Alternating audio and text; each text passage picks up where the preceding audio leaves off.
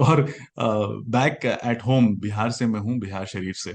तो वहां जब लोगों को पता लगा तो उनको उतना समझ में नहीं, उनको लगा अरे सुष्मिता सेन के साथ काम कर रहे हो, तब फिर कुछ कुछ होगा तुम लोग के बीच, कुछ रोमांस हुआ। तो उनको ये लग रहा है, वो तो वहां तक पहुंच गए कि अरे एक आध ठो गाना उना डाल दो इसी भी खाना आर्या के बीच में। बोला अरे पगला गए हो ऐसे थोड़ी होता है। तो उस पार्टी में अक्सर होता है हर तरह के गाने लगते हैं, हम लोग साथ में डांस करते हैं। तो सुष्मिता सेन का मैं हूं ना का गाना लगा था। और बस ऐसा हुआ कि मैं वहां था और हम लोग डांस करने लगे। तो मैं वहां थोड़ा झेप गया, थोड़ा शर्मा गया। और तो उन्होंने ना एक स्टेप किया कि उन्होंने खींच के आ गई ऐसे मेरे सामने। और मैं ये बोल रहा हूँ अरे कोई रिकॉर्ड कर रहा है, क्योंकि मुझे लग रहा है यार ये मोमेंट तो मुझे चाहिए, कोई रिकॉर्ड कर रहा है। एंड तो जैसे मैंने ये कहा, सुष्मिता ने मेरी गर्दन ऐसे सीधे की एंड शी सेड, खान साहब look into my eyes, don't ruin the moment. तो मैंने बोला अब तो और हो गई, हो गया डांस मुझसे। तो हाँ, वो एक था, वो मुझे हमेशा याद रहेगा, वो सुष्मिता को भी बड़े अच्छे से याद है। वो बहुत प्यारा मोमेंट। और हम शायद अकेली ऐसे फर्म हैं जो मैं कमेंटेटर्स को ट्रेनिंग देता हूँ, जितने क्रिकेट और बाकी सब स्पोर्ट्स के। मैं मिस इंडिया फाउंडेशन में जो मिस यूनिवर्स वगैरह के लिए जाते हैं उनको ट्रेनिंग देता हूँ। मैं रवीश कुमार जैसे जर्नलिस्ट को ट्रेनिंग दे चुका हूँ, एनडीटीवी में एक विजिटिंग कंसल्टेंट था, से लेके अलग अलग। और हम आई थिंक स्ट्रिक्टली स्पीकिंग अकेला ऐसा है जो ये सब काम करता है। अभी पठान में जॉन को ट्रेनिंग दी, टाइगर 3, हमारे काम छोटे बड़े सब चलते रहते हैं। तो अब टाइगर 3 में किसको दी है? कटरीना कैफ को। ओके ओके, क्या हिंदी सिखा रहे हैं आप उनको? हाँ, उनकी थोड़ी सी एक्सेंट वैक्सेंट में मदद करते हैं, तो कहीं थोड़ा कम कहीं थोड़ा ज्यादा। जॉन के साथ थोड़ा ज्यादा काम किया था पठान के लिए। अभी as an acting coach Babil Khan की आ रही है, द रेलवे मैन, उसमें एक्टिंग कोच था मैं उनका। आप तो टीवी और फिल्मों के पुलिस वाले हैं। हाँ जी। तो आपको तो एकदम टाइपकास्ट कर दिया गया है, मतलब आपका, मैं भी आपको ना वैसे ही देखता हूँ, मतलब एक स्ट्रिक्ट मेजर या पुलिस वाला या सीआईडी ऑफिसर।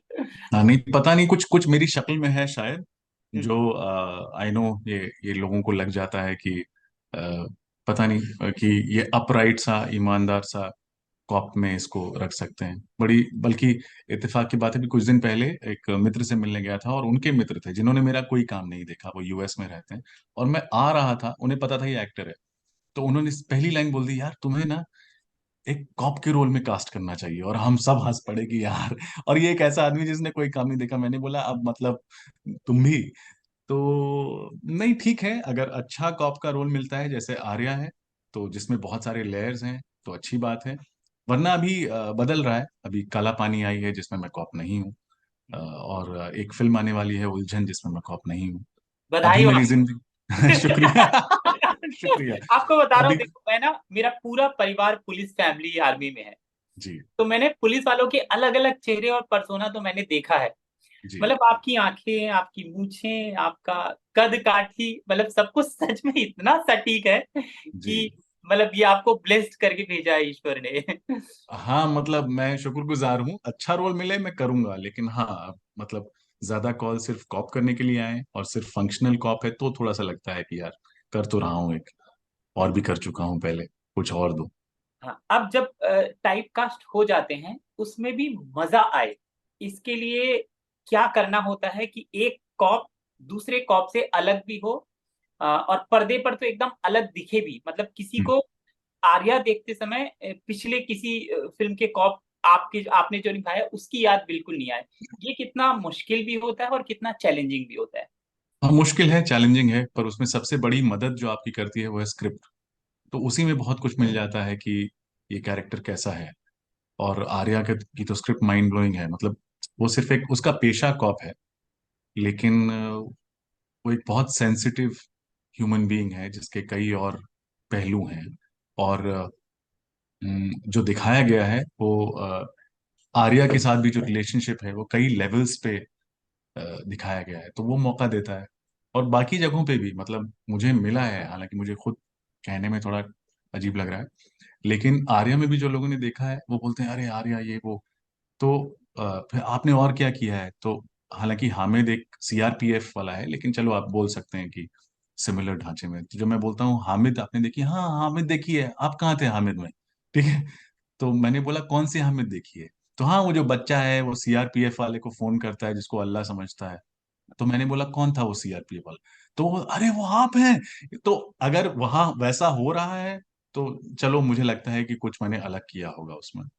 नहीं, मैंने जो भी किया है ये मुझे कुछ और डायरेक्टर फ्रेंड से भी मतलब सुनने को मिला है कि नहीं, कुछ तो एक अलग एलिमेंट रहता है।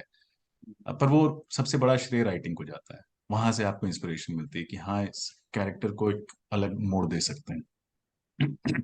थोड़ा सा ये एसीपी खान, क्या है इनका नाम, जिनसे हम। एसीपी यूनुस खान। हाँ, तो मैं मिस्टर खान कहूंगा, एसीपी खान, इनके बारे में थोड़ा सा जानते हैं।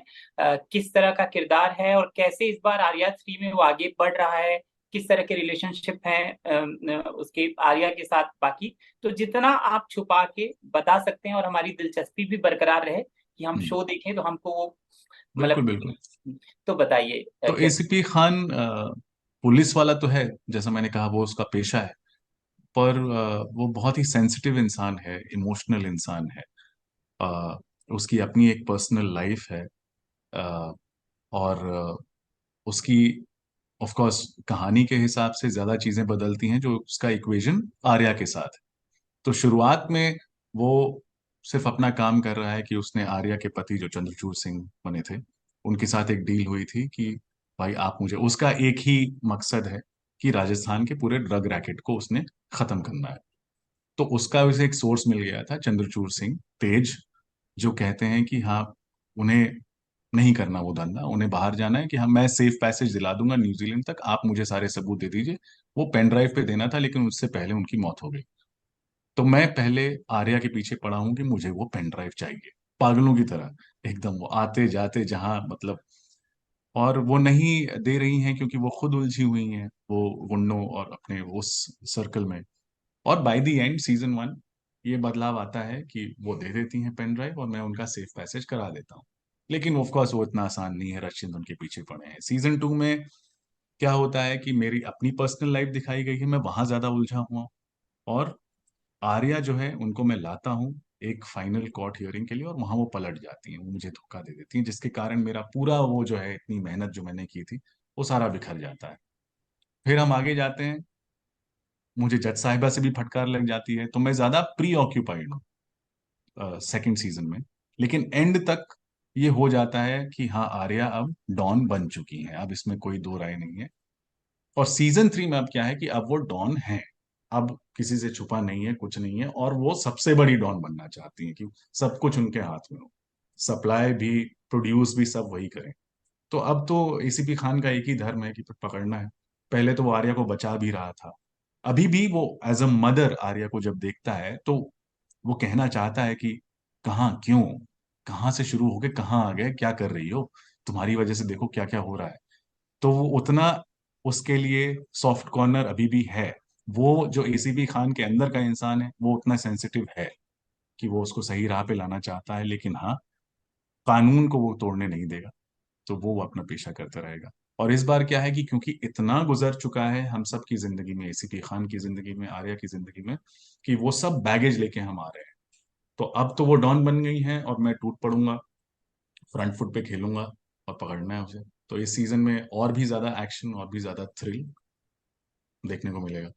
और मुझे लग रहा है कि जिस तरीके से अभी पूरी कहानी आपने बहुत अच्छे से कहानी सुनाई है, कि जो भी ये इंटरव्यू देखेगा उसको, अगर किसी पार्ट को उसने देखा नहीं है तो एक समरी उसके पास है, और आगे का वो समझ जाएगा। तो मुझे ऐसा लग रहा है कि इस समय एकदम आमने सामने है, और अ, बहुत ज्यादा शूट भी आपने किया है सुष्मिता के साथ इस बार, पिछले जी। सीजन में ऐसा कुछ। नहीं, मैंने हर सीजन में उनके साथ काफी शूट किया, मेरे ज्यादातर सीन उन्हीं के साथ होते हैं, और वैसे ही इस बार भी है। लेकिन इस बार बहुत कसे हुए सीन है। हम्म, इस बार मतलब वो भी भिड़ी हुई है, मैं भी भिड़ा हुआ हूँ एकदम सामने, जैसे वो है ना, वो डॉन है और मुझे अपना काम करना है। तो हम्म, लगे हुए हैं दोनों, तो वो जो कसा हुआ है एकदम, वो जो टेंशन है ना, वो बहुत एक्साइटिंग रहेगा। एक्शन है ही, लड़ाई है फिजिकल, लेकिन उसके अलावा ये जो टेंशन सारे किरदारों, और वो सिर्फ मैं और आर्या के बीच में नहीं, वो आर्या के साथ जितने जुड़े हुए हैं, उनकी फैमिली भी, मेरे साथ जितने जुड़े हुए हैं, सब में वो टेंशन आपको दिखेगा, वो खिंचाव दिखेगा। हम्म। अब मुझे बताइए कि सुष्मिता सेन के तो फैन आप रहे होंगे हमेशा से ही। अम, काम करने का मौका ऐसा मिला है कि एकदम आमने सामने है। मतलब एक तो कैसा रहा काम करने का अनुभव भी, और दूसरा क्या सोचा था कि उनके साथ किस तरह का काम करूंगा।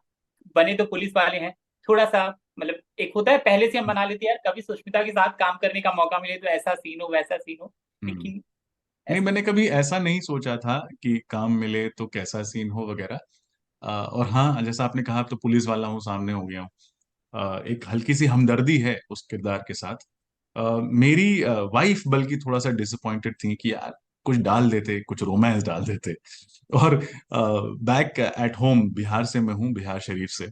तो वहां जब लोगों को पता लगा तो उनको उतना समझ में नहीं, उनको लगा अरे सुष्मिता सेन के साथ काम कर रहे हो, तो फिर कुछ कुछ होगा तुम लोग के बीच, कुछ रोमांस हुआ। तो उनको ये लग रहा है, वो तो वहां तक पहुंच गए कि अरे एक आध ठो गाना उना डाल दो इसी भी खाना आर्या के बीच में। बोला अरे पगला गए हो। ऐसे थोड़ी होता है। तो हाँ मतलब ये है, फैन हमेशा से रहे हैं, जब से वो मिस यूनिवर्स बनी है। फिर मैं हूं ना, बीवी नंबर वन, उनकी परफॉर्मेंसेस देख के।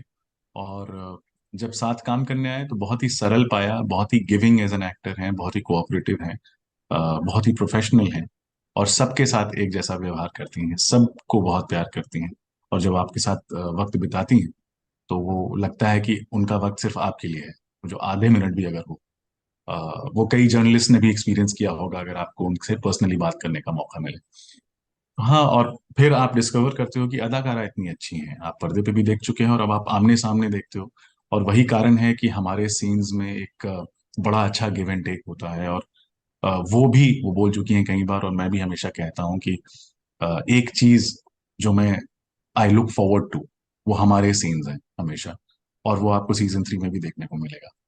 क्या बात है। तो वो आपको क्या सिखाती हैं और आप उनको क्या सिखाते हैं जब आप शूट करते रहते हैं, तो क्योंकि आप भी कोच हैं, तो मुझे बताइए ना आदान प्रदान किन चीजों का ज्यादा नहीं, होता हम एक दूसरे को वैसे कुछ बोल के ऐसा कुछ नहीं सिखाते। हाँ, ये जरूर है कि वो देखती हैं कि ये, जैसे ना सीन से जस्ट पहले मैं उस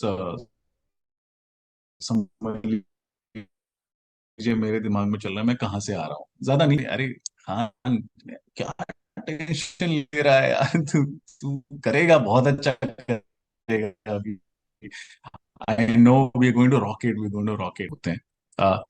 ये जरूर होता है, कुछ स्पेसिफिक ऐसा कुछ एक दूसरे को नहीं बताते हैं अक्सर।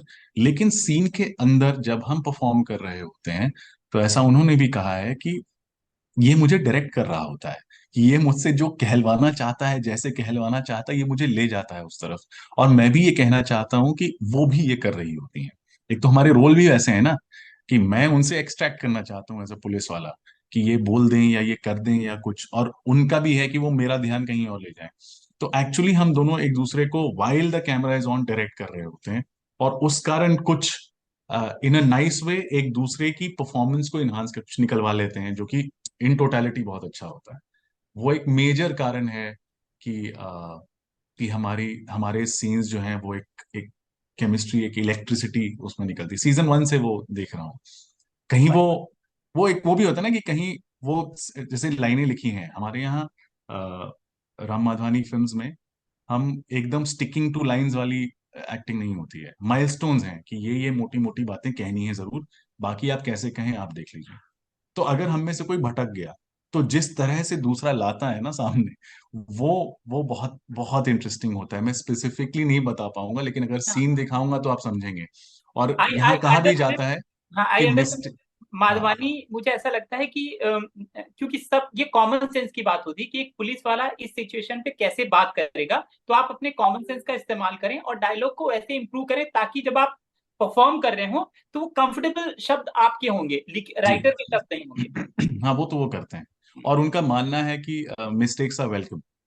तो ओ, हमेशा वो कुछ मिस्टेक अगर होगा, तो अगर आप कैरेक्टर में हैं, अगर आप कॉन्शियस नहीं है किसी चीज को लेके, अगर आपको सीन पता है, तो आप उसको इनेबल करेंगे। वो मिस्टेक होगा, आप उसको ठीक कर देंगे और कुछ नया होगा जो मैजिकल होगा। और ये हुआ कई बार। वो अगर नहीं भी होता है, अगर, बल्कि वो डिस्करेज करते हैं, अगर कोई बहुत रिहर्स्ड होता है तो वो क्या करेंगे कि वो, उनका कहना है, गुगली डाल देंगे सीन में।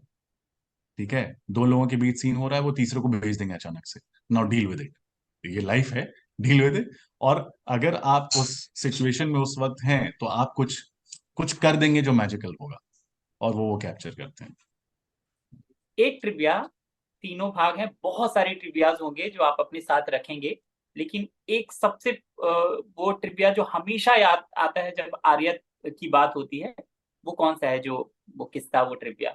हाँ, तो जो ऑन सेट तो कई बातें हम लोग कह देते हैं या हमने की हैं।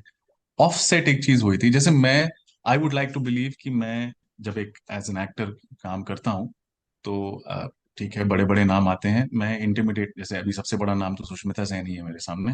मैं इंटिमिडेट कभी नहीं हुआ कि, लेकिन एक बार तो हमारे यहाँ ना पार्टीज भी बहुत होती हैं, हम लोग बहुत हंस खेल के मौज मस्ती करके काम करते हैं, तो अगले दिन शूट नहीं था, हम लोग राजस्थान में शूट कर रहे थे, तो प्रीवियस नाइट पार्टी थी।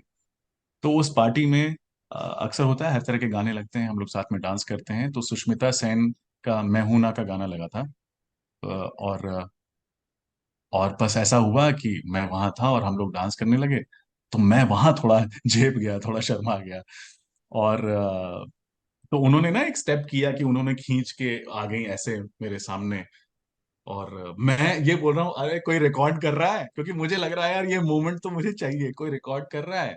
एंड हाँ, तो जैसे मैंने ये कहा, सुष्मिता ने मेरी गर्दन ऐसे सीधे की, एंड शी सेड, खान साहब, look into my eyes, don't ruin the moment.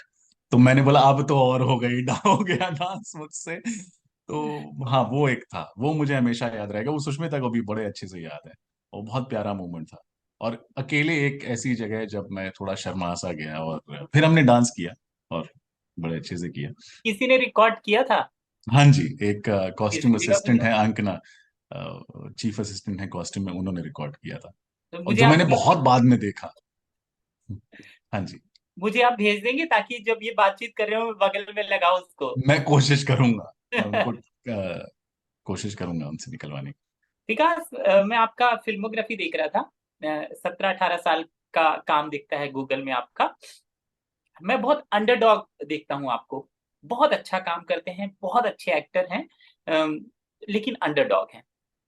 ये मैं ही सोच रहा हूँ कि कभी कभी आपको भी लगता है कि मेरे अंदर जो प्रतिभा है उसका सही तरीके से उसको ना तो फिल्म मेकर एक्सप्लोर कर पा रहे हैं, और ना मुझे बहुत अच्छा एक और अच्छे मौके मिल सकते हैं जो थोड़ा मास के पास और जाए आपका काम। कैसे? ऑफ कोर्स आप चाहते हैं कि आपको अच्छा काम मिले, अलग अलग काम मिले, पर मैं ऐसा किसी किस्म का मलाल पाले हुए हूं नहीं। मैं खुश हूं जो मेरे सामने काम आ रहा है। मैंने अपने आप को व्यस्त रखा हुआ है, मैं एक डायलॉग कोच भी हूँ, अब एक प्रोड्यूसर भी बन गया हूँ। तो इनशाला अभी तो शॉर्ट फिल्म डॉक्यूमेंट्रीज बना रहे हैं, इतनी किसी दिन खुंदक आई तो खुद ही बना देंगे कुछ इसमें जिसमें कुछ खुद कर लेंगे। लेकिन I am happy, I think मैंने कम काम किया है पर ऐसा काम किया है जिसके लिए तरसते हैं लोग। और अगर मतलब अभी 15 दिन के अंदर, 16 दिन के अंदर अगर आपकी एक काला पानी और एक आर्या 3 आ रही है, और पहले आप हामिद और परमाणु जैसी फिल्मों का हिस्सा रह चुके हैं, या अज्जी, या कुछ और हैं, या अज्जी फिर बहुत एक, अच्छी फिल्म थी भाई, जी अज्जी, अज्जी सुपर, मतलब वो अज्जी जी इतनी प्यारी फिल्म थी। जी, आप अभी अज्जी बोल रहे हैं, पूरा वो बैकग्राउंड थोड़ा सा, एक तो नाइट बैकग्राउंड ज्यादा है हाँ उसमें। जी, हाँ जी, बहुत सुंदर फिल्म, बहुत प्यारी फिल्म है। जी। तो आई थिंक एक बिहार शरीफ से आया हुआ लड़का जो यहाँ टिक गया है, रह पा रहा है, अपनी फैमिली को ठीक से रख रहा है।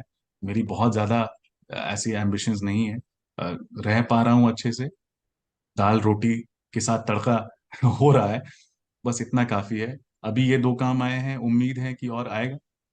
अ, पर हाँ, आई मीन, आए तो एज एन एक्टर इच्छा तो होती है कि एक अलग अलग साइड एक्सप्लोर करें। अपॉर्चुनिटीज पहले भी मिली हैं, फिर नहीं हुई, आई थिंक ये सबकी जर्नी अपनी अपनी होती है, मैं उसे वैसे ही देखता हूँ, सबकी अपनी जर्नी है। जो जितना डिजर्व करता है मिलेगा उसे। यहाँ टिकने की जरूरत है बस, और मेहनत करते रहने की जरूरत है, मलाल किसी किस्म का नहीं है। क्या बात है। जाते आते मुझे वो कहानी सुनाइए अपनी, ये अंतिम सवाल है, कि कैसे एक तो एक्टर बनने आए होंगे, जाहिर सी बात है, ये तो बिल्कुल दिमाग में नहीं होगा कि मैं डायलॉग कोच बन जाऊंगा, प्रोड्यूसर जी बन जाऊंगा। जी। मैं जानता हूँ ये एक्सीडेंटली हुआ है, आपकी कमांड लैंग्वेज पे या चीजों पे रही है, इस वजह से आप बने। लेकिन मुझे वो कहानी बताइए, जब पहली फिल्म एज अ कोच मिली आपको और आपको लगा मैं ये काम भी कर रहा हूँ, या कॉन्शियस जी, डिसीजन था? मुझे थोड़ी लंबी कहानी है, लेकिन हाँ। मैं कोशिश करूंगा संक्षेप में कहने की। तो मैं यहाँ रहता था, और उस समय सेटल्ड नहीं था एकदम से। मैं जाते रहता था दिल्ली नाटक करने, तो एक आमिर रजा हुसैन थे, उनका हाल ही में इंतकाल हुआ, तो उनका नाटक था लेजेंड ऑफ राम। उनके पहले साथ पहले भी कर चुका था, उनका मैं फेवरेट एक्टर टाइप्स था, तो उन्होंने बुलाया, मैं गया। तो पीछे से मेरे जो रूममेट थे, अ, हनी त्रेहन एक डायरेक्टर हैं, अब वो रात अकेली उन्होंने बनाई है, वो थे। वो विशाल के असिस्टेंट थे उस समय, और दो लोग और थे। तो सब काम करते, मतलब नाटक करके आया कई महीनों बाद, तो मैंने देखा कि हर आदमी काम पे जा रहा है। और जो दो और रूम में थे उन्होंने कॉल सेंटर ज्वाइन कर रखा था। तो मैं अकेला रूम में पड़ा हुआ, कभी कभी किसी से मिलने चला जाता था काम के लिए कुछ। तो मुझे लगा कि नहीं यार, और मैं घर पे भी डायलॉग बोल के आया था कि अब मैं घर से पैसे नहीं लूंगा। ठीक है। तो हालांकि लोगों ने कहा अरे तुम्हारा ही है ऐसे कैसे, पर मैं आया और मैंने देखा कि लोग काम कर रहे हैं, तो मैंने भी एक कॉल सेंटर ज्वाइन कर लिया। ठीक है। तो पहले मैंने कोशिश की थी कि एज अ ट्रेनर ज्वाइन करूं, क्योंकि मुझे लगा कि मेरी इंग्लिश हिंदी ठीक ठाक है, मैं ट्रेन कर सकता हूं, पर मुझे बताया गया कि बिना एक्सपीरियंस के आपको नहीं लिया जाएगा, आपका एक्सपीरियंस होना चाहिए कॉल सेंटर में। मुझे ले भी लिया, फिर हुआ कि नहीं एक्सपीरियंस जरूरी है, तो मैंने कॉल सेंटर ज्वाइन कर लिया। उसमें 3 हफ्ते की ट्रेनिंग होती है पहले, वॉइस एंड एक्सेंट की। तो मुझे अमेरिकन किसी प्रोसेस में डाले थे, तो वॉइस एंड एक्सेंट की 3 हफ्ते की ट्रेनिंग हुई। तीसरे हफ्ते के आखिरी दिन, मंडे टू फ्राइडे होता था, फ्राइडे को सर्टिफिकेट डिस्ट्रीब्यूशन होता है। मुझे बेस्ट परफॉर्मर मिला। लेकिन वाह। इत्तेफाक की बात देखिए, मैं नीचे आया, फोन ऑफ कर दिए जाते थे, नीचे आया और मुझे कॉल आया कि एक हॉलीवुड फिल्म है, वो शूट होने वाली है इंडिया में। उन्हें कोई चाहिए जो इंश्योर करे कि सब हिंदी अंग्रेजी अच्छी बोलें, और बहुत सारे इंडियन उसमें कास्ट होंगे, तो वो इंडियन ना साउंड करें। तो आप आके मिलिए, आपका नाम दिया है। तो हनी त्रेहन जो मेरे रूममेट थे, उसने मुझे कहा था कि यार तू कहाँ, तू कॉल सेंटर चला गया यार। तो मैंने बोला यार ठीक है, मैं साथ में काम देखूंगा। ही नहीं नहीं, तो कॉल सेंटर में काम नहीं करेगा। तो वो कहीं बैठा था, उसको पता चला इस काम के बारे में, तो उसने कहा कि हाँ यार मेरा दोस्त है, वो कर लेगा। तो उसने पहले कभी कुछ किया नहीं, किया है तो कैसे कर लेगा, अरे नहीं, 110% करेगा। तो आई थिंक मेरी एक्टिंग में तब भी हनी ने मुझे बहुत करीब से देखा था। हम दोनों एक साथ बैरी जॉन के यहाँ वर्कशॉप में थे। तो मेरी एक्टिंग में मेरी आवाज या मेरी डायलॉग डिलीवरी या मेरे उच्चारण, ये सब का एक अच्छा स्ट्रॉन्ग पहलू था मेरी एक्टिंग में। तो उस कारण मुझे मिला। मुझे खुद भी नहीं पता था कि ये क्या जॉब है। लाइन प्रोड्यूसर आए हॉलीवुड से, उन्होंने इंटरव्यू लिया, उन्होंने बोला this is what we want, and I didn't know what they want. तो फिर मैं गया, जोधपुर में सारी शूटिंग हुई थी। और वहां जाके भी, वो वहाँ कल्चर है हॉलीवुड सेट पे कि जितनी क्रू होती है उनको एक वो मिलता है, नाम और बैज मिलता है, आपको पहनना होता है कि डेजिग्नेशन। तो वहां मुझे मिला, उस पे बैज पे मैंने रखा हुआ है अभी भी, डायलॉग कोच लिखा हुआ था। तब मुझे पता चला कि इस शख्स को डायलॉग कोच कहते हैं, जिसका ये काम होता है। इंडस्ट्री में तब तक यूज नहीं होता था ये शब्द। फिर वहां से शुरुआत हुई, मुझे अच्छा लगा, मुझे लगा कि मैंने काम अच्छा किया और मैंने एंजॉय भी किया। तो जैसे होता है कि एक, मैं फॉर्चुनेट था कि फिल्म इंडस्ट्री में ही एक दूसरा काम मिला जिससे कि मेरा खर्चा पानी किचन चलने लगा। और मुझे एहसास हुआ कि मैं अच्छा हूँ, और मुझे एहसास हुआ मुझे मजा बहुत आता है ये करने में। तो वो साथ साथ चलता रहा। कुछ दोस्तों की शिकायत थी कि अरे यार तुम अपना ध्यान कहीं और भटका रहे हो। मैंने बोला देखो यार, जर्नी है सबकी, जिस दिन अच्छा काम मिलेगा एक्टिंग का कर लेंगे, साथ में ये चल रहा है, मुझे मजा आता है। तो आज ये हाल है कि स्ट्रिक्टली स्पीकिंग मेरे फर्म का नाम है, और हम शायद अकेली ऐसे फर्म हैं जो मैं कमेंटेटर्स को ट्रेनिंग देता हूँ, जितने क्रिकेट और बाकी सब स्पोर्ट्स के।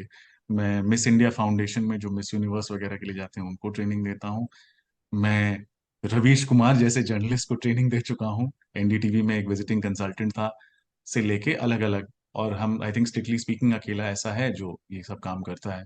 अभी पठान में जॉन को ट्रेनिंग दी, टाइगर 3, हमारे काम छोटे बड़े सब चलते रहते हैं। तो अब टाइगर 3 में किसको दी है? कटरीना कैफ को। ओके ओके, क्या हिंदी सिखा रहे हैं आप उनको? हाँ, उनकी थोड़ी सी एक्सेंट वैक्सेंट में मदद करते हैं, तो कहीं थोड़ा कम कहीं थोड़ा ज्यादा। जॉन के साथ थोड़ा ज्यादा काम किया था पठान के लिए। अभी as an acting coach Babil Khan की आ रही है, द रेलवे मैन, उसमें एक्टिंग कोच था मैं उनका। कुछ नहीं, अपने एक्सपीरियंस से शेयर करता हूँ, और मैं टीचर नहीं कहूंगा अपने आप को। जो मैंने सीखा है वो मैं शेयर करता हूँ, और उनसे मैंने बहुत सीखा है। तो वो अब डायलॉग कोच, कई लोग मुझसे पूछते हैं कि क्या ज्यादा पसंद है, मुझे बहुत सेटिस्फाइंग लगता है।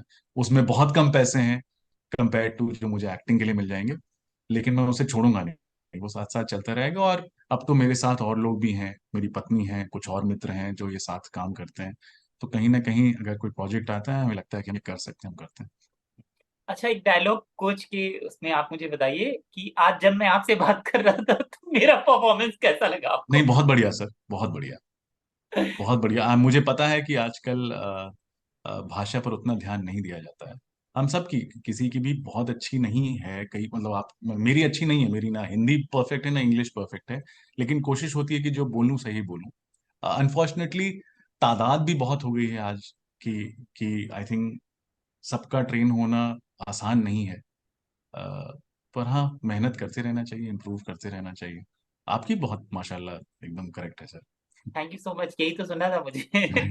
आपसे बात करने के लिए बहुत बहुत शुक्रिया विकास, और ढेर सारी शुभकामनाएं आर्या 3 के लिए, टाइगर 3 के लिए जिसमें आपने डायलॉग कोच का काम किया है। शुभकामनाएं, thank you so thank much. You so much Sanjay ji, बहुत मजा आया, थैंक यू। Thank you.